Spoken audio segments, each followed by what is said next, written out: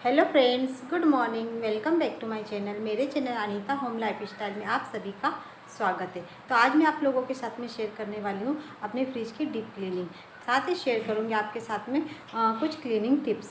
तो वीडियो अगर पसंद आए तो वीडियो को लाइक करें, शेयर करें और सब्सक्राइब करें। Thank you. तो मेरी क्लीनिंग स्टार्ट होती है फ्रिज के पीछे से। तो फ्रिज के पीछे जो एक बकेट होता है जहाँ पे पानी इकट्ठा होता है, तो उस बकेट से पहले तो मैं पूरा जो पानी है वो बाहर निकाल लूँगी। तो ये वो पानी होता है जो फ्रिज में बर्फ़ वगैरह जमी रहती है और फिर बर्फ़ जैसे ही पिघलती है तो पानी पीछे बकेट में जाके इकट्ठा हो जाता है। एक टाइम के बाद पानी इतना इकट्ठा हो जाता है कि वो नीचे गिरने लगता है। तो यहाँ पे मैं सारा पानी जो है वो निकाल रही हूँ। पानी निकालते रहना चाहिए क्योंकि वहाँ पे पानी जो इकट्ठा होता है वो खुला रहता है, गंदा रहता है, तो जिसकी वजह से मच्छर वगैरह भी वहाँ पे पनप सकते हैं। तो इस वजह से आप यहाँ जो पीछे इस बकेट में जो पानी होता है उसे हमेशा साफ़ करते रहें। तो बस यहाँ पे तो मैंने सारा पानी साफ़ कर लिया है। पहले एक कटोरी से साफ़ किया, उसके बाद में यहाँ पे कपड़ा डाल के पूरा उसे साफ़ कर लिया है। तो आप देख सकते हो कि कितना सारा पानी यहाँ पे निकला था। तो बकेट का पूरा पानी खाली करने के बाद में फ्रिज के पीछे जो जाली वगैरह होती है तो उसमें भी डस्ट वगैरह चिपक जाती है। तो बस उसको भी मैं यहाँ पे कपड़े से अच्छे पोंछ दूँगी। थोड़ा गीला कपड़ा है जिससे कि डस्ट आसानी से यहाँ पे निकल जाएगी। फ्रिज के बैक साइड की क्लीनिंग यहाँ पे हो गई है। अब मैं फ्रिज को उसकी जगह पे वापस से खिसका कर उसे स्टेबल कर दूँगी। उसके बाद में आती है बारी फ्रिज के फ्रंट एरिया की। तो पहले जो फ्रिज के ऊपर सामान रखा हुआ है पहले मैं उसे हटा दूँगी। तो फ्रिज के ऊपर मैं ज़्यादा सामान नहीं रखती हूँ। तो बस यहाँ पे वाटर बॉटल रखी हुई है, कुछ बिल्स वगैरह रखे हुए रहते हैं जिसकी कभी भी ज़रूरत वगैरह पड़ जाती है। और उसके बाद कुछ छोटा मोटा सामान अगर हस्बैंड आते हैं उनके हाथ में कुछ रहता है तो वो वहाँ पे रख देते हैं। तो बस वही सामान जो है मैं वहाँ पे कलेक्ट कर रही हूँ। तो सामान यहाँ पे मैं इस डाली में कलेक्ट करके रख दूँगी क्योंकि उनको सामान की वैसे भी ज़रूरत पड़ती रहेगी। तो वापस से उस डाली को वहाँ पे रख दूँगी। तो पहले तो यहाँ पे मैं अच्छे से उसको ऊपर का जो एरिया है उसे अच्छे से साफ़ कर दूँगी।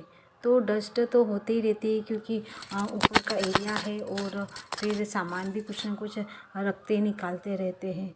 तो यहाँ पे उसकी क्लीनिंग हो गई है, पूरे अच्छे से साफ़ हो गया है। अब आती है बारी फ्रंट एरिया की। तो यहाँ पे जो है मैं होममेड क्लीनर का यूज़ कर रही हूँ। क्लीनर मैंने बनाया था विनेगर और डिश वॉश और पानी मिलाकर। पूरी जो क्वांटिटी वगैरह है तो मैंने बनाया था, तो उसका वीडियो भी चैनल पे है, आप वहाँ से जाके चेकआउट कर सकते हैं। तो बच्चे हैं छोटे छोटे घर पे, बार बार फ्रिज खुलता रहता है। तो इस फ्रिज को जो लिया हुआ अभी 2 साल ही हुए हैं। तो 2 साल पहले हमने ये फ्रिज परचेज़ किया था। तो आप देख सकते हो कि इसकी पॉलीथीन भी अभी पूरी तरीके से नहीं निकली है और आई थिंक निकलती भी नहीं, पर क्योंकि बच्चे हैं ना तो थोड़ा सा भी कुछ लगता है तो फिर वो निकालते निकालते चल जाते हैं। तो मेरा एक छोटा सा बेबी है तो उसने हाथ डाल डाल के ये पॉलीथीन जो है निकाल दी है। तो बस इसी पॉलीथीन को आज मुझे कट करके वापस से चिपकाना है। तो राइट एंड लेफ़्ट साइड सभी जगह मैंने पहले तो अच्छे से होममेड क्लीनर से उसे अच्छे से क्लीन कर दिया है। उसके बाद साफ़ पानी में कपड़े को डाल के अच्छे से क्लीन कर दूँगी, तो जिससे कि उसकी स्मेल वगैरह होगी और वो जो साबुन जैसा रहेगा ना तो वो लिक्विड निकल जाएगा। तो यहाँ पे मैंने सब दूर उसको अच्छे से क्लीन कर दिया है।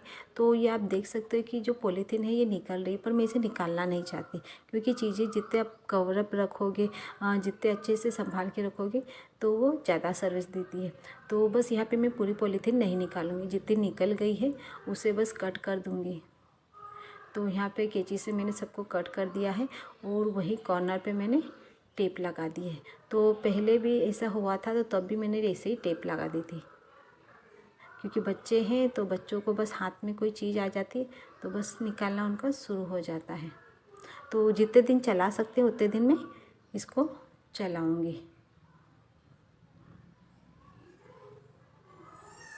तो यहाँ पे टेप जहाँ से पॉलीथीन निकली थी वहाँ से टेप मैंने पूरे अच्छे से चिपका दी है।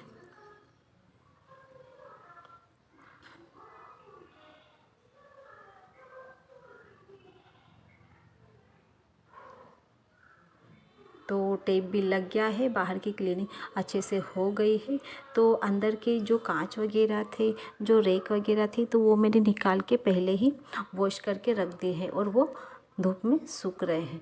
तो वो धूप में जब तक सूखते हैं तब तक मैं फ्रिज को क्लीन कर दूँगी और उसको भी अच्छे से सूखने के लिए छोड़ दूँगी।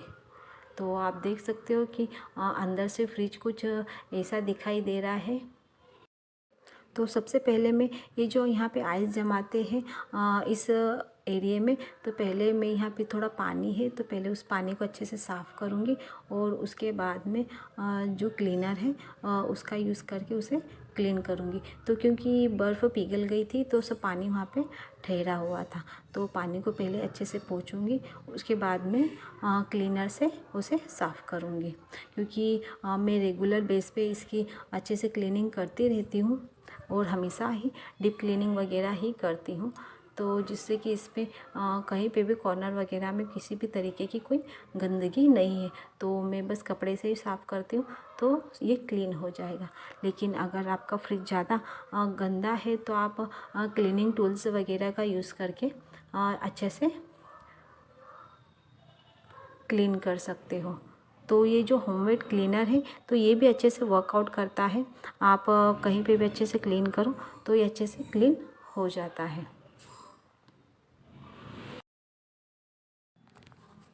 तो ये जो क्लीनर का जो वीडियो है इसका लिंक मैं डिस्क्रिप्शन बॉक्स में दे दूँगी, आप वहाँ से जाके वीडियो देख सकते हो। तो आप देख सकते हो कि फ्रिज के सभी दूर मैंने लिक्विड डाल के अच्छे से साफ़ कर दिया है। तो पहले वही प्रोसेसिंग है कि पहले होममेड क्लीनर से स्प्रे कर दो, उसके बाद में पोंछो और उसके बाद में साफ़ कपड़े से अच्छे से पोंछ दो। तो आप देख सकते हो कि फ्रिज काफ़ी अच्छा दिख रहा है और एकदम बिल्कुल चमक रहा है, इसमें बिल्कुल भी कोई गंदगी नहीं है, कॉर्नर वगैरह भी एकदम क्लीन है। तो आप रेगुलर बेस पे अगर क्लीनिंग करते रहते हो फ्रिज की तो फ्रिज हमेशा अंदर से नया ही बना रहेगा, पुराना बाहर से ही लगता है। वो भी इसलिए क्योंकि हम उसे देखते रहते हैं बार बार, इसलिए आप जब भी क्लीनिंग करो तो आपको अपना फ्रिज नया ही दिखेगा। तो यहाँ पे आप देख सकते हो कि मैंने क्लीनर से साफ़ कर दिया है। अब साफ़ पानी से दोबारा से यहाँ पे अच्छे से क्लीन कर रही हूँ। तो फ्रिज मेरा बहुत बड़ा नहीं बोल सकती, पर इतना बड़ा ज़रूर है कि जो इसका ऊपर का एरिया है वो मैं इसे यूज़ नहीं कर पाती हूँ। क्योंकि बहुत से लोग होते हैं कि फ्रिज अगर छोटा होता है तो हाथ रखने में निकालने में कुछ भी प्रॉब्लम नहीं होती है, तो मैं उस एरिया को यहाँ पे यूज़ नहीं कर पाती हूँ। तो ये एक बड़े फ्रिज का थोड़ा डिसपॉइंट हो जाता है। अदरवाइज़ क्योंकि फ्रिज तो मैंने जानबूझ के ही बड़ा लिया था। मैं और मेरे हस्बैंड हम दोनों को ही वेजिटेबल्स खाने का बहुत शौक़ है, तो हफ्ते भर हम लोग एक टाइम वेजिटेबल ही खाते हैं। बहुत कम होता है कि हम दाल वगैरह घर पे बनाते हैं, तो इस वजह से मैंने जो फ्रिज था वो बड़ा ही लिया था। तो आप देख सकते हो कि क्लीनिंग पूरी ख़त्म हो चुकी है। तो अब यहाँ पे मैं जो रेक है वो यहाँ पे लगा दूँगी।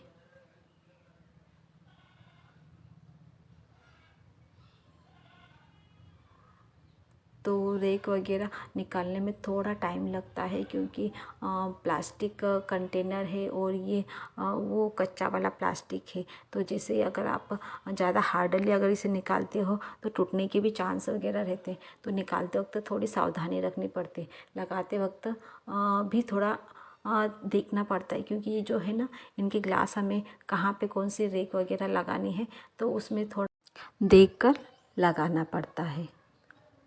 बट कोई काम अगर हम करते रहते हैं तो फिर उसकी आदत से हो जाती है, हैबिट से हो जाती है और हम अच्छी परफेक्टनेस तरीके से उसे कर लेते हैं।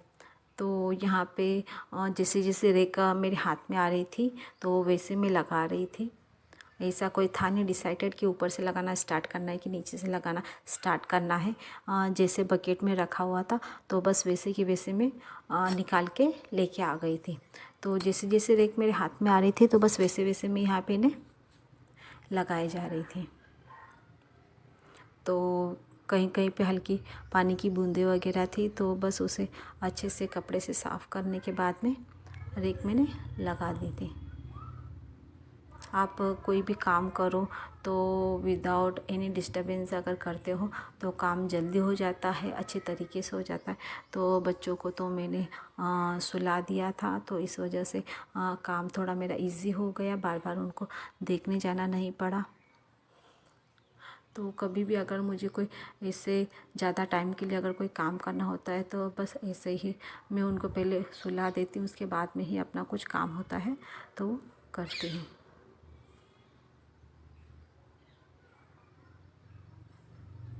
तो लास्ट में आप ये देख सकते हैं कि वेजिटेबल बकेट मैंने यहाँ पे लगा दी है।